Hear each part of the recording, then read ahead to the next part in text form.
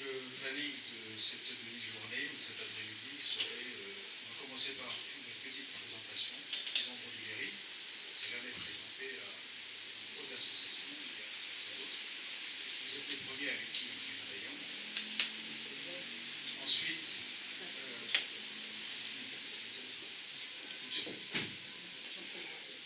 Ensuite, parce qu'on n'est pas tous au même niveau d'information concernant les élections, le processus électoral, les inscriptions, etc.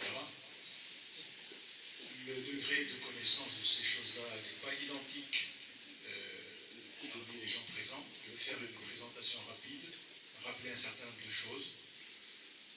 Donc je demande un peu d'indulgence pour tous ceux qui connaissent tout ça. Et les autres, ça sera une information utile et apportée à vos connaissances. Cette intervention durera à peu près 25 à 30 minutes pour balayer un peu tous les aspects, entre 20 et 25 minutes, disons. Et ensuite, la parole est à vous pour toutes les questions que vous voulez poser. Et on se donne comme fin de la réunion quelque chose comme 17 heures au maximum. Voilà. Donc je profite parce que j'ai le micro, je me présente. Mon nom est Mohamed Khalil. Je suis de formation un ancien normalien et mathématicien, agrégé et docteur de l'Université Paris 6. Je suis enseignant-chercheur en mathématiques à l'Université de Versailles. Et parmi les responsabilités importantes que j'ai eues les dernières années, j'ai occupé le poste de doyen pendant 10 ans de la faculté de Versailles, faculté des sciences.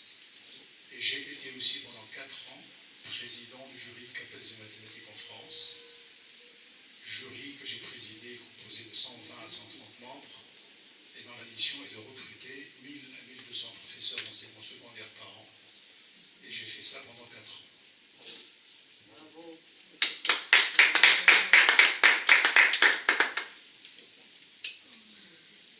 Bonjour, je me présente Lotfi Oudelmi, donc je suis ingénieur de grande école INCE. Et actuellement, donc, je suis chef de projet dans le domaine financier, parce que par ailleurs j'ai un master de finance de marché. Voilà.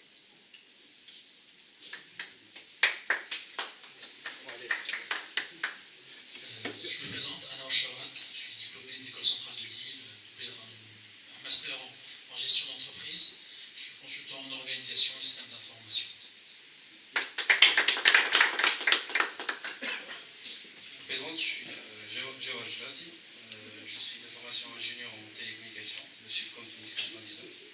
J'ai par ailleurs un master en management du système d'information de Télécom Paris et actuellement consultant spécialisé dans la sécurité des systèmes d'information. Merci. Maintenant, vous savez tout. On va passer au menu de l'après-midi.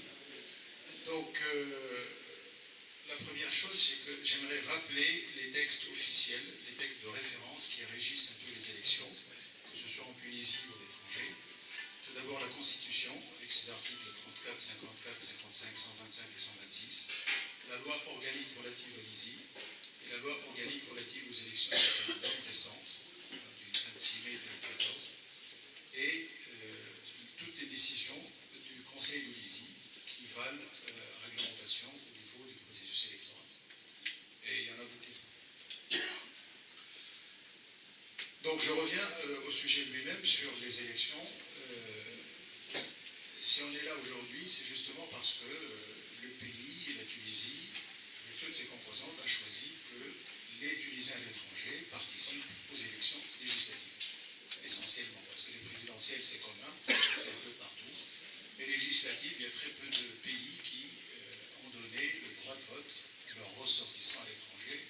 Et ça, c'est un bon exemple. Et on est fiers de cette initiative.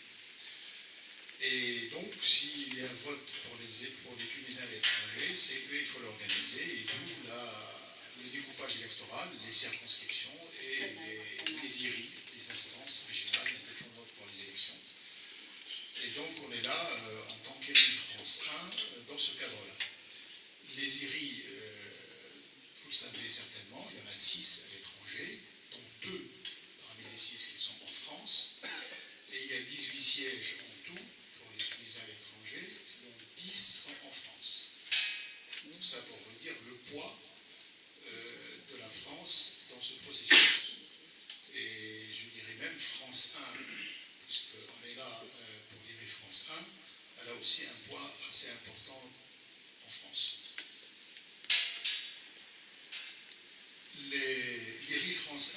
regroupe administrativement, en termes de rapprochement, de rattachement consulaire, le consulat de Paris, Pantin et Strasbourg.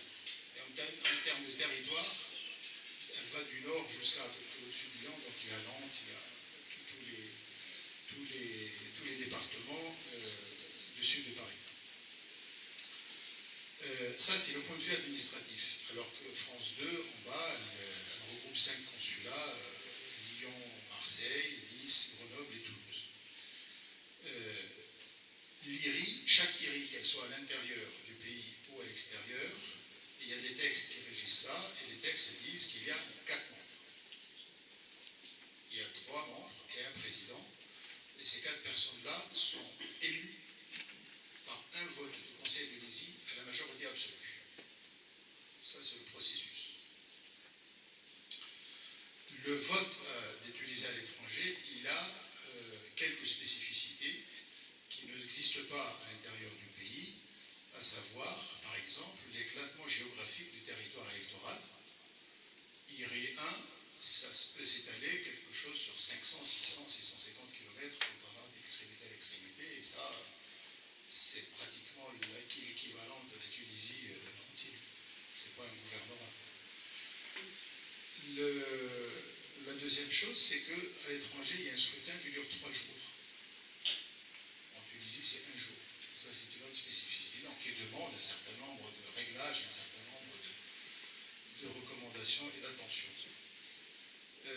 Je vous donne quelques chiffres pour France 1. Les votants de 2011, les élections de 2011, il y avait 68 000. Les inscrits, dans les 68 000, il y a tout. Il y a ceux qui se sont inscrits avant les élections, ceux qui se sont inscrits le jour même du vote, et certains d'entre eux étaient inscrits automatiquement sur les listes électorales. Toutes les catégories. Les inscrits volontaires en 2011, il y avait 58 000. Et les élections ont eu lieu dans à peu près 80 bureaux de vote. On va garder pour 2014 à peu près le même nombre de bureaux de vote, voire un peu plus ou un peu moins. La liste n'est pas entièrement stabilisée. Mais ça nécessite, je dis ce chiffre-là parce que ça nécessite une logistique derrière, et on va en parler tout à l'heure, très rapidement. Alors, une fois que ces chiffres sont donnés, on mesure maintenant la taille et le volume de l'opération sur un territoire aussi grand, et c'est pour ça qu'on est là, c'est-à-dire que ça va demander, ça nécessite la volonté de tout le monde, le courage de tout le monde et, disons, la participation de tout le monde. Et l'IRI France 1 compte beaucoup sur le tissu associatif et sur l'implication du tissu associatif pour faciliter l'organisation et faire réussir cette opération électorale. Le processus électoral, d'une manière générale, il est fait en 5 phases. Et on est à la deuxième. La première phase, c'est la préparation. La préparation surtout pour la Tunisie, enfin pour les territoires. À l'étranger, il n'y a pas tellement trop de préparation matérielle. Mais en Tunisie, sur 27 circonscriptions, il y a du matériel, des bureaux, des gens, etc. Donc cette période de préparation, et puis tout l'aspect réglementaire, tout l'aspect documentaire, ça a été fait. Ensuite, la deuxième phase, c'est les inscriptions, on est dedans. Après, c'est les candidatures. Après, c'est la campagne électorale. Et enfin, la dernière ligne droite, c'est le vote, les résultats et le bilan des élections. Il y a 5 phases. On va parler de l'étape ou la phase où on est actuellement, c'est la phase des inscriptions.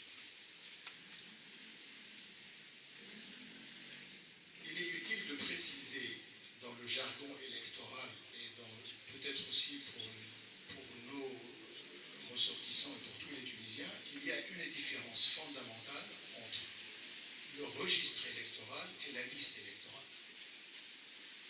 Le registre électoral contient toutes les personnes habilitées à être électeurs.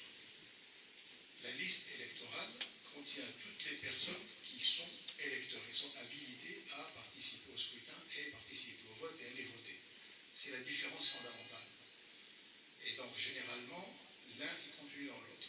La liste électorale, elle est contenue dans le registre. C'est-à-dire, tous ceux qui sont dans le registre ne sont pas encore électeurs et ne peuvent pas forcément encore voter. Il y a un acte à faire, c'est d'aller s'inscrire et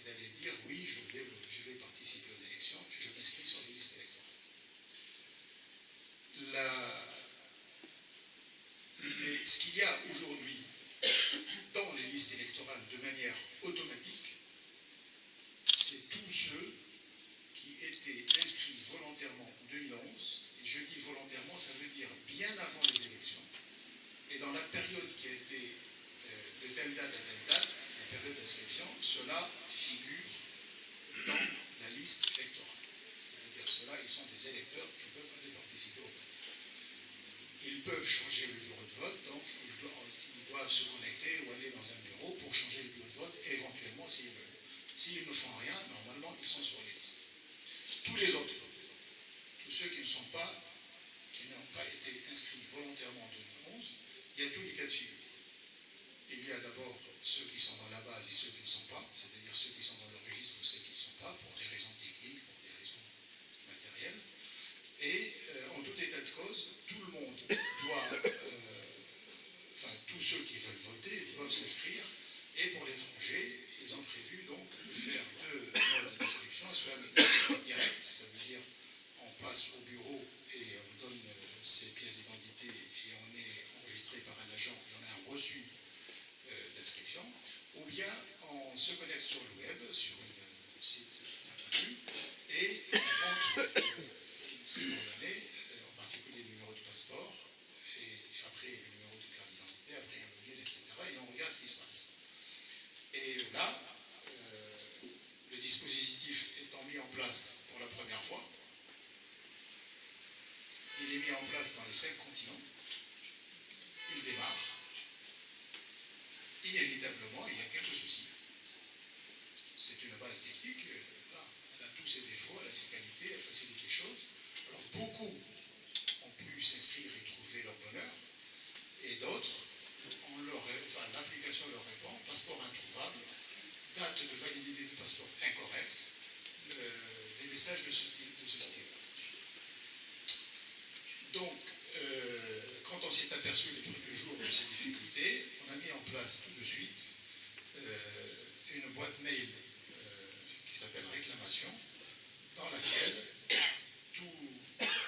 toute personne qui rencontre ces difficultés, elle envoie dans cette boîte ses coordonnées, numéro de passeport, carte d'identité, etc., nom et prénom, date de validation, tout ça. Et l'IRI se charge de transmettre toutes ces données par vague de 4-5 jours à Tunis, à l'ISI, qui se charge elle-même de vérifier tout ça avec le ministère de l'Intérieur pour voir pourquoi ces personnes-là ne sont pas dans la base. Il saisit le numéro de son passeport et il lui dit passeport introuvable. Bon, on comprend, il y a beaucoup de cas de figure qu'on peut comprendre. Un passeport qui a été délivré en France le 16 mai 2014, par exemple, il y a toutes les chances qu'il ne soit pas encore dans la base à Tunis parce qu'il y a un délai d'acheminement, etc.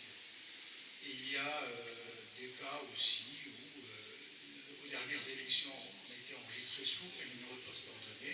Entre-temps, on a changé de passeport et puis la correspondance entre l'ancien numéro et le nouveau numéro n'a pas été faite. Donc ça peut être une source aussi de passeport introuvable. Ça ne veut pas dire que tout ça est raisonnable et légitime, non. Ça, c'est la technique, il n'y a pas d'autre aspect là. Donc il faut que la base de données soit la plus fiable possible pour éviter ce genre de situation. Donc la mise en place de cette boîte de réclamation, elle a permis un peu, disons, de rassurer tous ceux qui trouvent un message comme ça. Le nombre de réclamations qu'on a eu la première semaine entre le 23 juillet et le 30 juillet était 73. Et j'imagine le nombre de connexions est beaucoup plus important que ça. Donc on a toute raison de considérer que ceux qui ont trouvé bonheur, c'est le nombre plus important que les 73. Et la deuxième semaine, donc, entre le 30 juillet et aujourd'hui, on a 150 réclamations qui sont tombées dans la boîte. C'est le double. Et je pense que la semaine prochaine et la semaine d'après, le nombre il va être encore beaucoup plus important parce que quand on s'approche des délais, voilà, c'est connu, les gens se précipitent, s'affolent. C'est la raison pour laquelle on a estimé qu'on n'aura pas les moyens, ni matériels, ni humains, de répondre à toutes ces réclamations dans les délais corrects, notamment ceux qui vont venir par exemple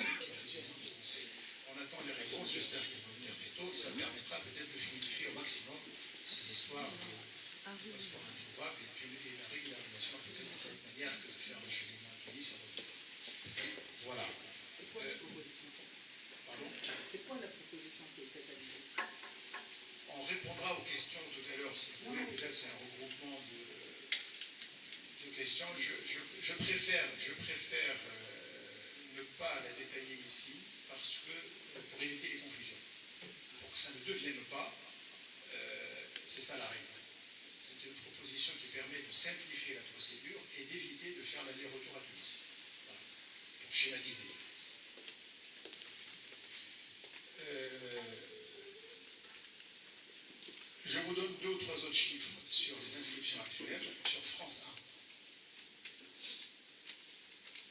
1. À la date d'hier, on a 902 inscrits au bureau. On va dire que ce n'est pas un gros nombre, c'est pas énorme. Pardon, de nouveaux inscrits qui sont passés au bureau. Enfin, dont les passeports et les cartes d'identité sont passés au bureau. Les 3 bureaux. On n'a que 3 bureaux. On a un bureau à Strasbourg, un bureau au consulat de Paris et un bureau au consulat de Pantin.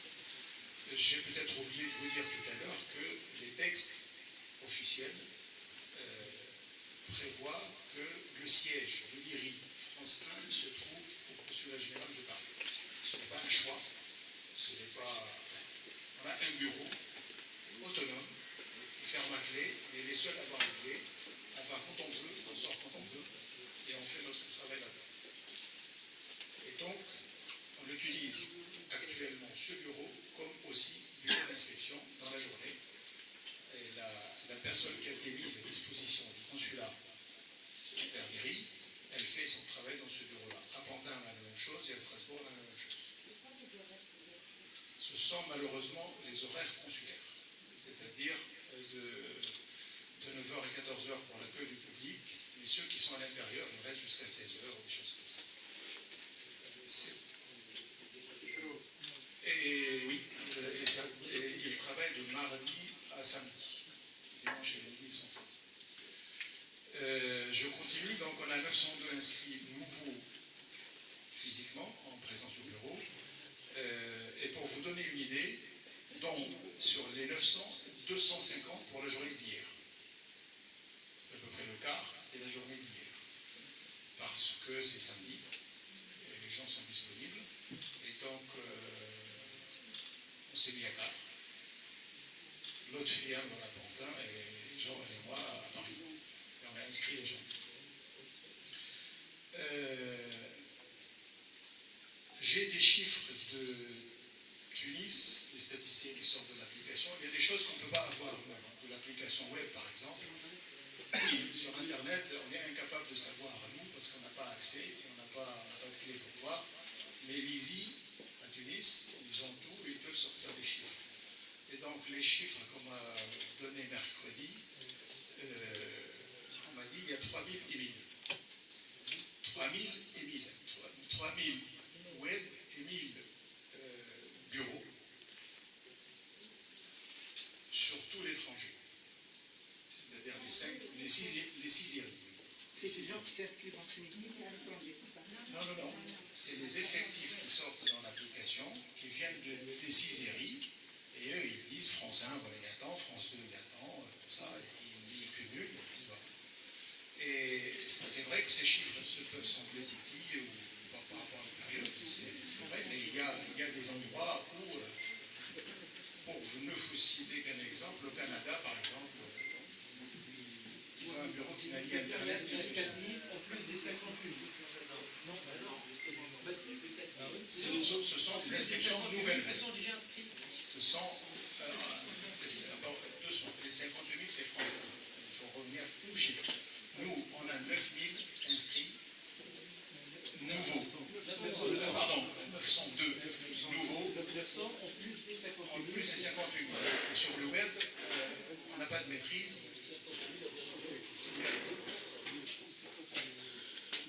Oui, dans les 900, il y a quelques modifications de bureau de vote. Mais c'est vraiment... la proportion n'est pas importante, mais enfin, on peut tabler sur ce chiffre-là en termes de nouvelles inscriptions. Voilà. Donc pour le web, franchement, je ne sais pas combien, mais si on rapporte le nombre de réclamations par rapport au nombre de connexions, c'est lié.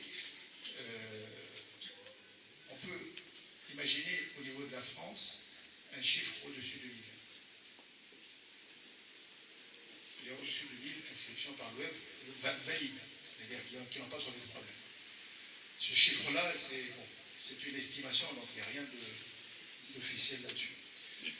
Alors, je finis peut-être par 2 aspects, les accréditations et les gens qui peuvent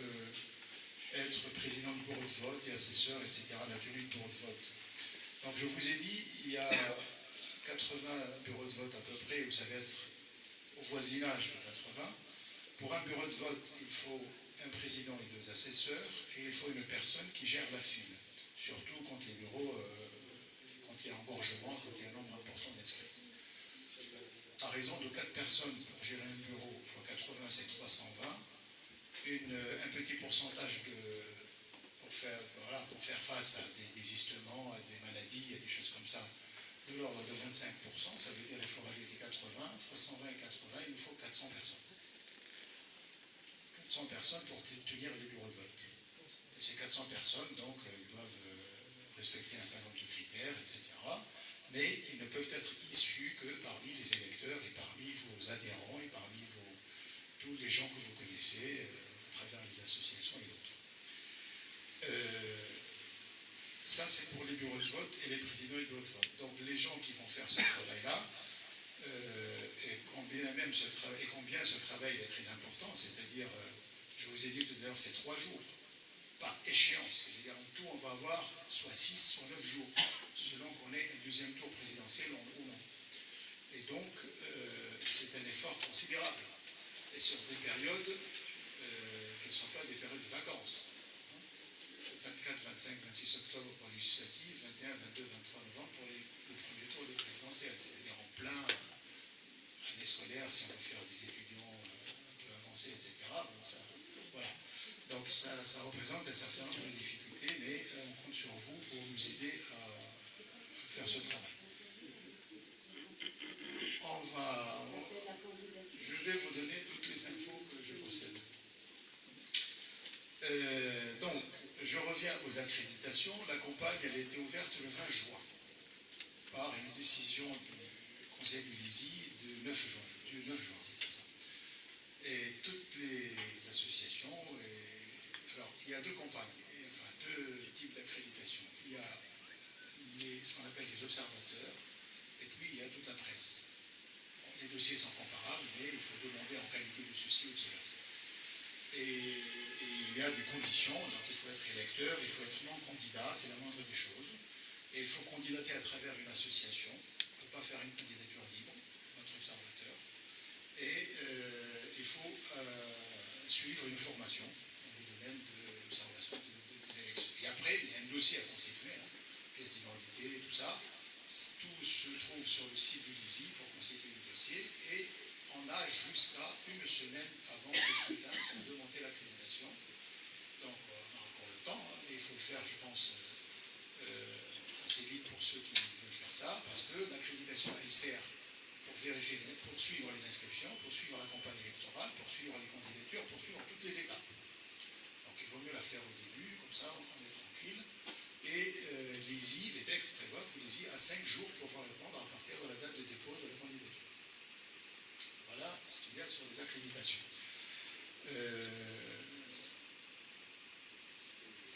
Qu'est-ce qu'il y a d'autre? Alors, l'IRI aura aussi certainement besoin d'un certain nombre de bénévoles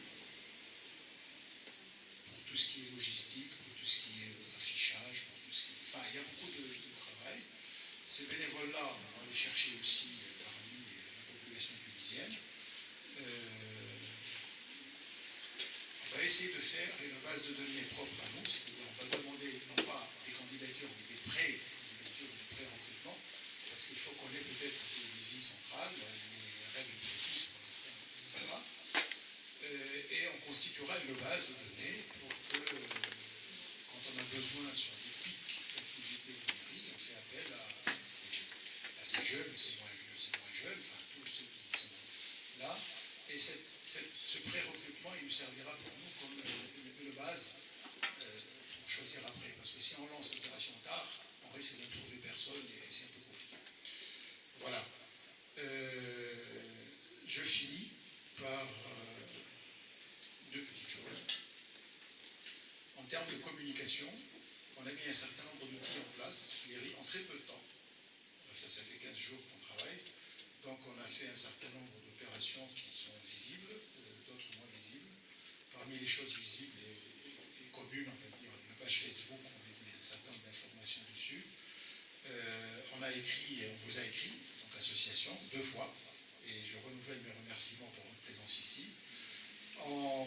utilisé le standard téléphonique du consulat de Pantin pour mettre un message quand on appelle le consulat et qu'on est en attente, il parle des élections. Les radios communautaires, on a fait quelque chose, une émission sur Radio Soleil vendredi le 27 juin, et hier soir, j'ai eu un contact avec Radio Maghreb, donc très très positif, et donc le responsable du directeur est, disons, partant pour en faire un communiqué, et même parler de plages publicitaires à des coûts raisonnables, et donc le communiqué sortira très très vite, et la page publicitaire, il faut, comme c'est financier, il faut donc regarder avec l'ISI, les finances, etc., et quel est le volume d'argent qu'il nécessite. Mais je ne pense pas que ça soit très élevé. J'ai eu aussi un contact avec une journaliste de France 2 qui est partante, elle est tunisienne, donc voilà, pour ça elle est partante pour faire quelque chose sur France 2. Et pardon. Et donc, on fera probablement d'autres réunions de sensibilisation, que ce soit maintenant, que ce soit pendant la campagne électorale, que ce soit un peu avant les votes, donc toujours en s'appuyant sur les acteurs de la société civile. Un certain nombre de sujets de communication qui demandent des fois beaucoup d'argent, beaucoup de temps, etc., peuvent être aussi élaborés sur des campagnes publicitaires avec l'ISI, avec vous, avec tous ceux qui ont de bonnes idées. La dernière fois, à la réunion du 28, il y avait un collectif d'associations qui a fait une réunion samedi dernier, je ne sais plus les dates, voilà, et il y avait beaucoup de personnes qui sont venues me voir, soit des gens qui ont des carnets d'adresses en termes de médias, pour être utiles, soit des gens qui connaissent les collectivités territoriales bien et qui peuvent intervenir pour nous avoir des bureaux de vote, parce que pourquoi le bureau de vote n'est pas une situation stable aujourd'hui? Parce qu'il y a des choses qui dépendent de nous, de la Tunisie et des missions consulaires, etc. Il y a des choses qui ne dépendent absolument pas de nous. Quand on demande à la mairie vous dit le 24, 25, 26 octobre, j'ai rien disponible, ben, il n'y a rien disponible. Et là, probablement, les Tunisiens ou les Tunisiennes qui ont des entrées à ces endroits et peuvent faciliter l'obtention d'un bureau de vote, ce qui permet de stabiliser la liste, et donc il n'y aura pas beaucoup de déchets en termes de répartition, etc. Donc ce sont des données, si vous voulez, qu'on a besoin de tout le monde, et ça fait partie des opérations pour faciliter les opérations électorales. Et ça a été vraiment, j'étais vraiment très ravi la dernière fois où des gens, même ils sont venus, voilà, mon carnet d'adresse, si vous avez besoin d'un coup de main, médias, etc., n'hésitez pas. J'ai trouvé ça très bien. Je ne vais pas être plus long, je vais m'arrêter là. Donc, on va passer aux questions. Et quels que soient les types de questions, si on a la réponse, on vous répond. Si on n'a pas la réponse, on vous dira on n'a pas la réponse. Alors, d'un point de vue, juste en termes d'organisation, on va prendre par petits lots de 3 à 4 questions et on répond. Et on passe à un deuxième lot et 4, chacun dans son domaine répondra. Alors, vous prenez, pardon. Oui.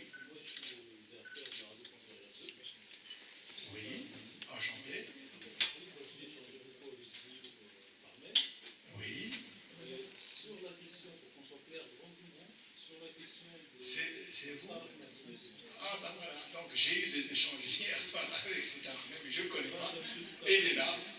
Grâce à M. Quadri qui m'a mis dans la liste, c'est comme ça que j'ai appris.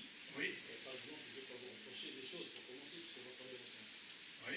Hier, dans les échanges, vous n'avez pas indiqué qu'il y avait la réunion d'aujourd'hui. C'est pas au courant, c'est M. Quadri qui m'a mis dans la liste. C'est vrai. Et une dernière question, je peux dire, c'est toujours poser des questions. Moi, j'aurais tout loisir à poser des questions. Prochaine comme journaliste. Sur la question de la campagne publicitaire, j'ai écrit clairement pour tout notre courant qu'il y a eu l'usage que l'ambassade d'Algérie, l'ambassade du Maroc, paye et achète les campagnes électorales pour faire inscrire leurs concitoyens et pour les pousser à les voter. Et j'ai écrit en gros et en majuscule, en ce qui concerne la Tunisie, je ne demande rien. Bravo.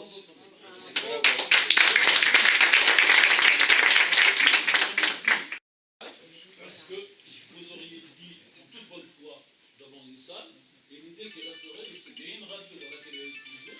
Pour faire le travail, il faut qu'il soit pris. Donc c'est pour le petit mobilité, pour le reste, pour le Merci, Sita. Il mérite l'applaudissement, oui.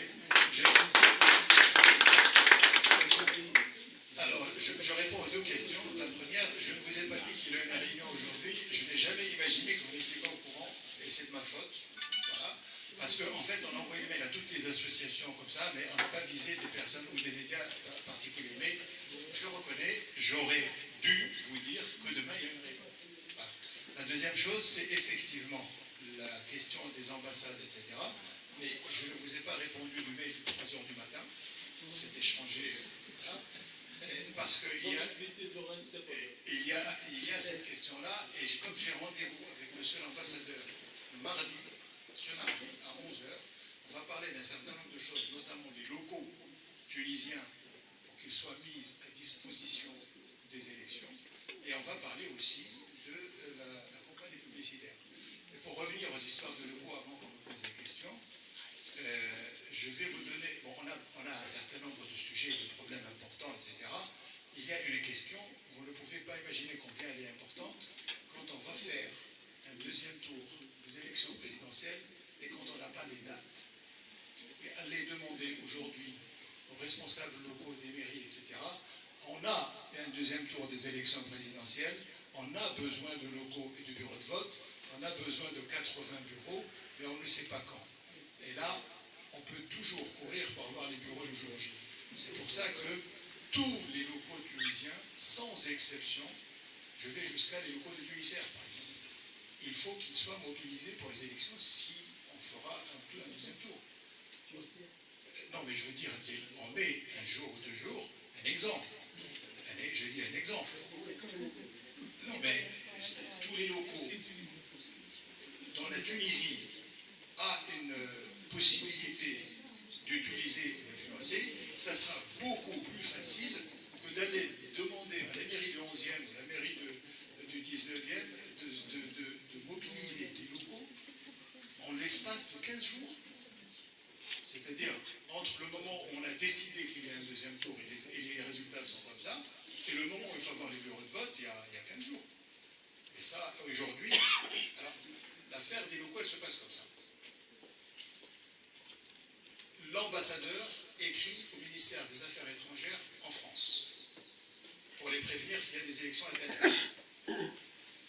Le ministère des Affaires étrangères prévient les préfets. Maintenant, les préfets sont au courant et on est à cette étape.